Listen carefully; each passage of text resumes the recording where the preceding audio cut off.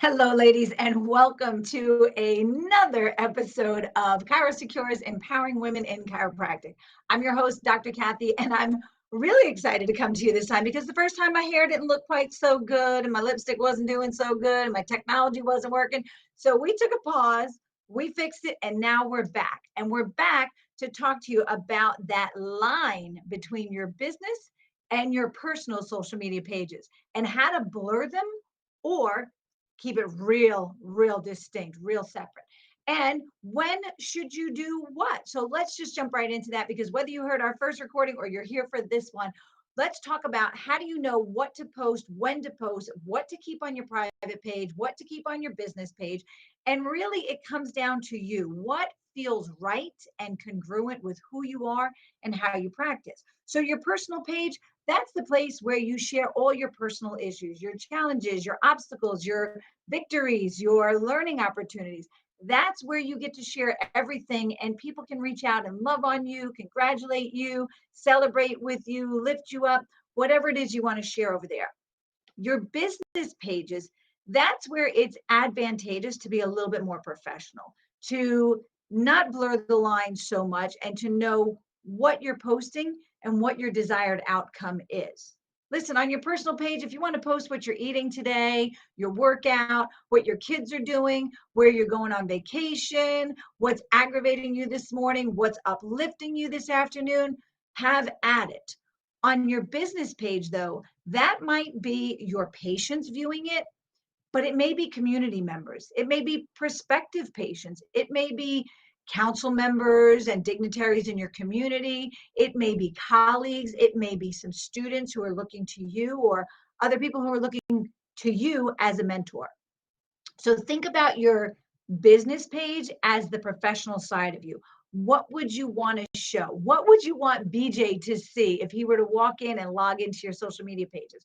What goes there should be a reflection of what goes on in here, inside of your office, in your community, within your promotional mindset for your practice. So when you think about what do I post on social media, kind of think about two separate pages, two separate buckets, two separate areas where you're either going to share all your personal stuff on your personal page and only your business stuff on your business page, or a small bleed through. Maybe your kids did something wonderful. Maybe your family's doing something amazing. Maybe you accomplished a lifestyle goal, or maybe you just climbed Mount Everest and you want to share that on your personal and your business page. Great. But a driver ticked you off on the way to the office, that should probably stay in one place.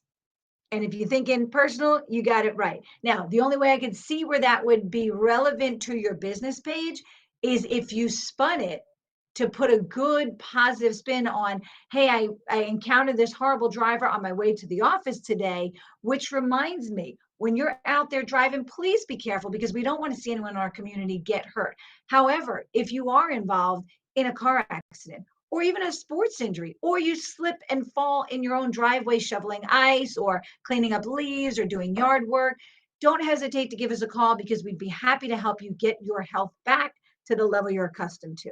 So that's one way you could actually put a positive spin on something that may necessarily usually go in your private page, but maybe you want to filter it into your business page. So think about that, what you're sharing, how you're sharing it, how often you're sharing it. Think about what's your desired outcome. One of the things I constantly teach women when I'm teaching them how to speak in the different courses that I teach is some people speak for attention. Your goal should be to speak with intention, meaning you're not just speaking to hear yourself. You're not just speaking so that you could fill an empty space. You're not just speaking because you want to be the loudest voice in the room.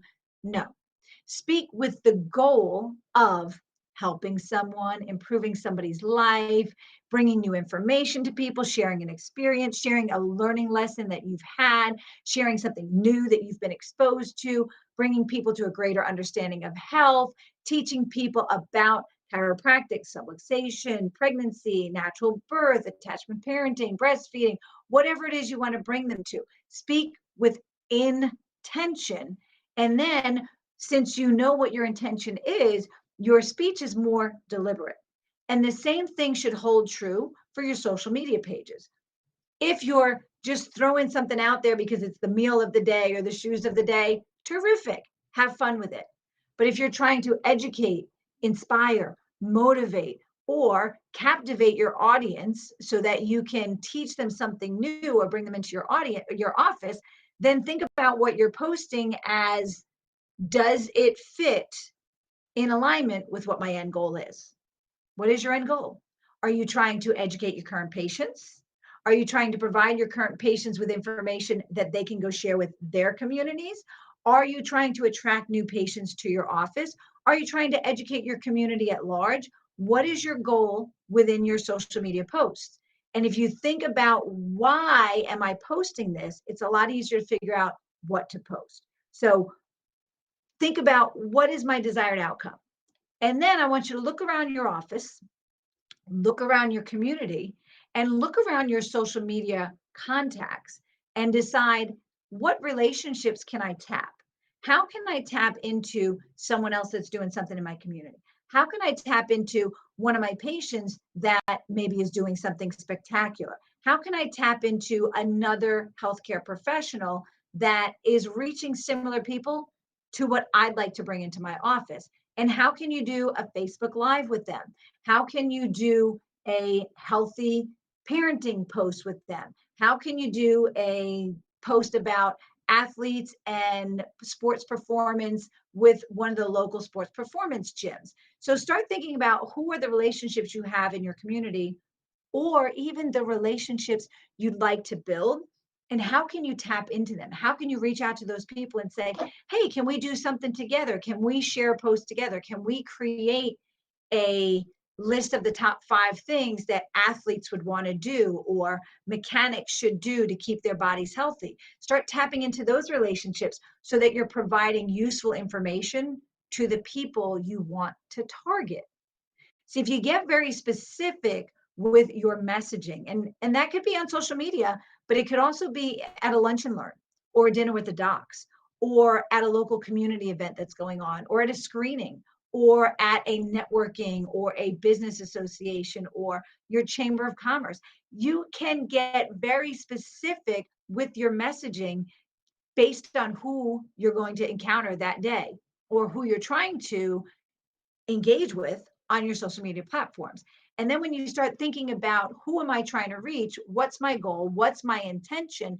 What do I want to share? And then you start realizing, in addition to sharing, educating, inspiring, and motivating people, how do I start promoting? And one of the things I like to see people do is share the why, share the what, but promote the how. You get that? So share the why. Why should people get under chiropractic care? Why do families want to experience a greater level of health?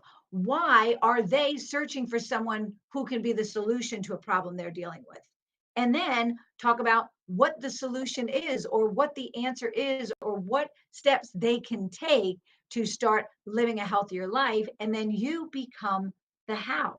Your office becomes the how. Your promotion becomes the how. And if you start facing it like this and approaching it like this, and you're really delivering content with intention, not just for attention, your content will actually hit its mark better, and you'll be able to reach the people that you're trying to reach more accurately, more consistently, keeping them engaged, keeping them where they're commenting, liking, and here's the big one, sharing your posts with people that are similar to them. So if your goal person is a mom with a family that's busy and they're already taking money out of their pocket to do healthy activities, and you reach those people, guess who they know?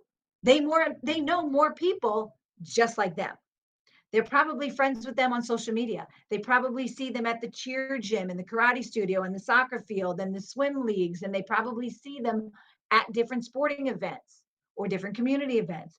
And they're probably friends with them on social media. So if they like it, they comment it, and then they share it, then the people who are similar to them will start to see your post. So have the big vision in mind. While you want to target the person, your ideal client, your ideal patient, your ideal market, while you want to target them and you want to speak with intention to deliver information they need. And that goes for in person, emails, social media. When you speak with intention to deliver something they need, think about, would this be shareable? Would this be relevant for the people they know? Would they feel comfortable sharing this with other people? Am I delivering information that is in a form that they look at it and say, this would help my friend who's been dealing with the same issue my family's dealing with? And the more you get specific and you get really regimented about what you post, and look, sometimes you're just going to post whatever. I get it. We do that too. And sometimes you're going to get very specific. Then you're able to systematically reach people. One of the things I did many years ago is I created 52 weekly videos that targeted every topic that has ever come up in the office. I did a whole series that was for my general population, my regular patients, and then I did another entire 52-week series that was just geared toward my pregnant patients, my new mommies, my young families. And we were able to use that not only on social media, but we send that out to our people so that they get the information they need. They're coming into the office with questions that are important and relevant and help raise the questions that I want them to ask so that they come in asking very good, very valid, qualified questions so that we can give them great information to take home to their families, to take back to work, to take to their communities. And by doing that on a system and having it set up, knowing what we want to talk about each week, we were able to really deliver great content to the people at a time when they needed it in a way that they would engage with it, like it, and share it. So think about setting something like that up in your office. If you haven't already done it, you don't know how to do it, you want some help, just reach out to me. I'm happy to share that with you and help you out so that you can start reaching more people in your community. And just be mindful that whatever you post on social media, people can see. Usually that's the goal. But sometimes if you post something that's intended to be private, it might not stay that way. So for super private things, you might want to keep them offline or keep them on your personal pages. And then for anything that's geared towards your patients, towards your public, towards your community, put that in your business pages and make sure that it's reaching the people that you're trying to reach. Before we go today, I want to say a huge shout out to ChiroSecure, because not only have they been a huge supporter of women in chiropractic, and I mean all women in chiropractic, but they've also been a huge supporter for the last 10 years of the League of Chiropractic Women, which is celebrating their 10th anniversary this month in March. So big congratulations to the League of Chiropractic Women on their 10-year anniversary. And a big, big shout out to ChiroSecure for being a very, very big, huge supporter of the League of Chiropractic Women, and also for supporting our event coming up next week, which is The Gathering, a name granted to us with love and permission from the Sigafus family, from Dr. Selena Sigafus Jackson. We have The Gathering coming up next weekend in Florida on the beach. It is so exciting. And ChiroSecure, thank you so much for being a big sponsor of that. And thank you for being a big, tremendous, open arms supporter of women in chiropractic. And to all the women watching today or watching later on the recorded version, I want to thank you so much for your patience with us this morning. And I want to say, keep doing what you're doing, because whether you realize it or not, it matters. You're having such a positive impact on your corner of the world, and the world needs what you have. Keep doing it. Reach out to other women for support. Reach out to other women for community. Join the League of Chiropractic Women. Reach out to me and keep checking in here every week for empowering women in chiropractic. Thank you so much. I look forward to seeing you next time. Bye-bye, ladies.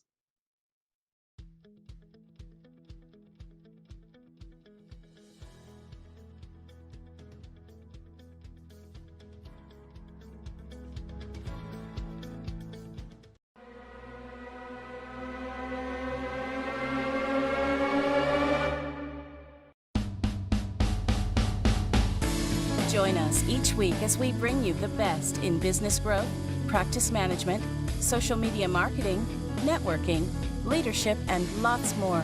If it's about women in practice and business, you'll hear it here.